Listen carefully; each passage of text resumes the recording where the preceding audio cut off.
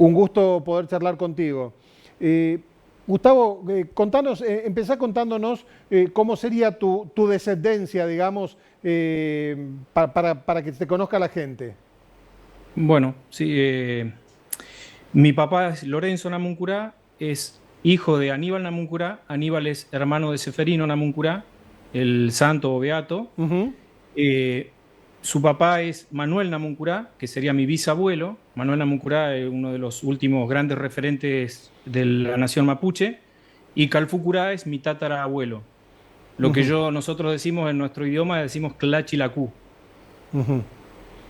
Bueno, ¿cuál es tu opinión o tu posición respecto a esto que se vive en torno al monumento de Julio Argentino Roca ahí en Bariloche? Eh, por ahí en un principio eh, la imagen de Roca ha cambiado mucho en estos últimos tiempos porque conocíamos a través de la historia que nos cuentan en la escuela, lo que nos enseñan, de que Roca fue uno de los creadores de nuestro Estado argentino. Cuando uno profundiza en el estudio que se hace en las universidades públicas mismas, no necesariamente uno tiene que buscar gente que no quiera a Roca para saberlo, Ujú. que Roca fue una persona que promocionó mucha corrupción, fue en los periodos de gobierno de él, hubo muchos negociados y emisiones clandestinas, hubo mucho endeudamiento externo. Las campañas, la campaña del desierto, conquista del desierto, que se hizo en paralelo con la pacificación de la Araucanía que se hizo en Chile, se hicieron en paralelo y estaban financiadas por mentes extranjeras a las que Roca después debía favores y tuvo que entregarle financiamiento a cambio de tierras.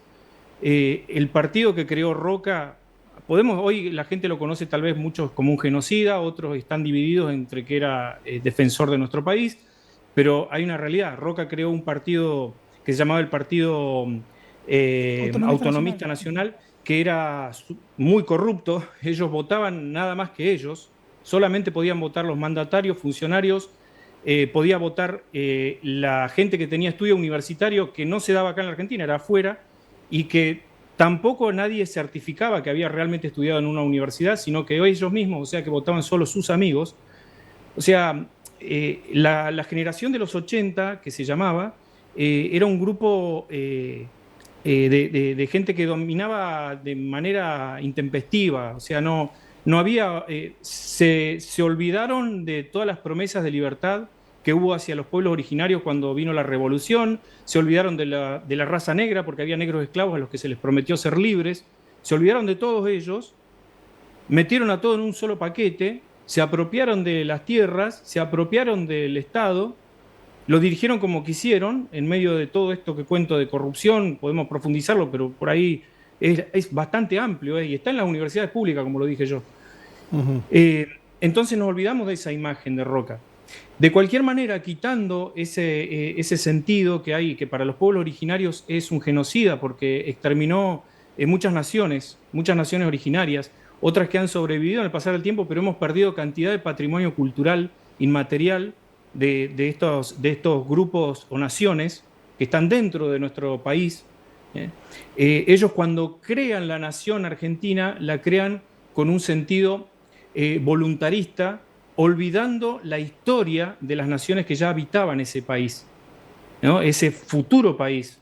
Entonces, olvidaron el sentido de nación historicista y se apegaron a algo voluntario que ellos decidieron cómo debía ser el país, cómo debía ser la idiosincrasia, cómo debía ser la formación de la gente, a modelo de ellos, a lo que ellos querían, que era un grupo de aristócratas, de élite, y que ellos con su élite manejaban las incumbencias democráticas que supuestamente le correspondían a todos.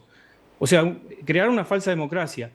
Se pierde después, eso se termina con las leyes de San Peña, que era el compañero de él, pero en definitiva, pasado los varios gobiernos, eso decae. Eh, Pasamos por un periodo bastante nefasto para la formación de nuestro país, y eso, el propulsor de eso fue Roca. Él fue el que promocionó eso porque en realidad a él le servía apropiarse de las tierras, apropiarse del gobierno, le servía para el beneficio propio. que de hecho llegó a ser presidente y llegó a ser él el hombre más poderoso del país, poniendo los presidentes que él quería, a través de la guerra. O sea, Claro. él mató mucha gente que le facilitó eso, básicamente. O se- Entonces, sí. O sea, en definitiva, usted, vos o quienes vos representás, están a favor de que ese monumento se retire. En cuanto al monumento de Roca, hay dos cosas con el monumento. Por un lado, se mueve el monumento, no tanto por el genocidio, se mueve para proteger la escultura. Eso no sé si lo que muchos no lo saben tal vez, pero no se está moviendo, porque el monumento de Roca, que ahí podemos hablar de lo que es como patrimonio, como un monumento, ¿no? Como patrimonio material. Sí. Es una estatua de las que hay pocas en el mundo. Creo que no sé si ese ensamble, creo que es el único que queda en el mundo. Así en la estructura que está, ¿no? Claro. Y sería una pena que se destruya. Por eso yo no creo que esté mal que se resguarde de alguna manera ese monumento en un momento en el que está tan tensa la sociedad. Claro. Porque hay mucha gente que lo quiere vandalizar y destruirlo. Bueno, Gustavo, pero en ese caso una cosa es resguardar el monumento y otra cosa es retirarlo del lugar y llevarlo a otro, como se había dicho o se conoció para este lado del país. Claro, en un principio la idea, por lo que yo supe y conocí y lo que salió en los medios, era que se iba a resguardar. Iban a llevarlo a un lugar en el que iba a estar protegido en función de esto, ¿no? Claro. Seguramente por una cuestión política es bastante eficiente decir eso y no decir lo sacamos porque no lo queremos más. O sea, porque suena como que no se quiere más la imagen de Roca. Claro. Y para no querer más la imagen de Roca hay que entender la imagen de Roca y saber por qué no lo queremos más. Si se equivocó, bueno, pero también tenemos que subir al podio de los creadores a Calfucurá, que fue un estadista, a Manuel Namuncurá, que fue un estadista. Ellos también querían un Estado argentino. De hecho, toda su descendencia, los que somos Namuncurá y que pertenecemos a su linaje, aún nos consideramos bravamente argentinos. O sea, somos defensores de nuestra patria. Gustavo, el tiempo en televisión es corto y Sí. estamos yéndonos del programa, pero no me puedo ir sin preguntarte algo. Tenés un discurso totalmente diferente al de otros sectores mapuches que vienen sembrando violencia en el sur. ¿Por dónde viene esta diferencia? Y por esto último, con lo que te cerraba recién, de que mis antepasados, Calfucurá, Manuel Namuncurá, ellos lucharon por un país libre. Ellos querían un país libre. Un país en el que todos los originarios, todos los negros que estaban habitando como esclavos, y todos los criollos, gauchos criollos argentinos, pudieran estar en igualdad de condiciones. A Calfucurá básicamente no se lo quiso y se le destruyó la imagen porque él liberó en varios campos de concentración que existían acá, como en el de 25 de mayo, él encontró un fortín que estaba custodiado por una guardia bastante pequeña, pero había alrededor de 2.500 esclavos de distintas naciones y distintas razas.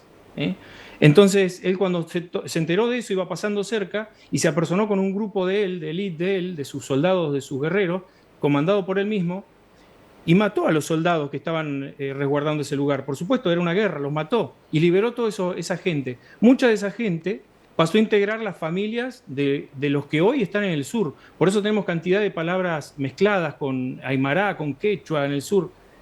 Hay mucha variedad en función de eso, de que liberó mucha gente que estaba encerrada y muchos se quedaron con él y otros se fueron tratando de escapar hacia el norte y volver a sus familias. Por eso nosotros tenemos un sentimiento muy argentino, muy de lo que ellos construyeron. Claro. Nuestra familia siempre fue como mojada de eso. Entiendo. Gustavo, te agradezco muchísimo tu tiempo y tu testimonio. Bueno, muchas gracias, gracias a ustedes. Lo que me gustaría recordar es que Roca tiene una imagen que va más allá de esto del genocida.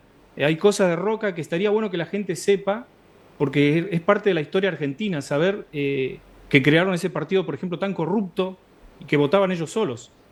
Así que Seguro. bueno, agradezco a ustedes por la oportunidad de poder hablar de este tema, que es un tema tan delicado y tan sensible para los pueblos originarios, que hemos sufrido, creo que la peor parte de esta masacre, que no solo afectó a los argentinos de hoy, porque el poder extranjero sigue avanzando sobre el argentino de hoy, el que menos tiene el argentino, y es porque fue creado así. Esas son las raíces.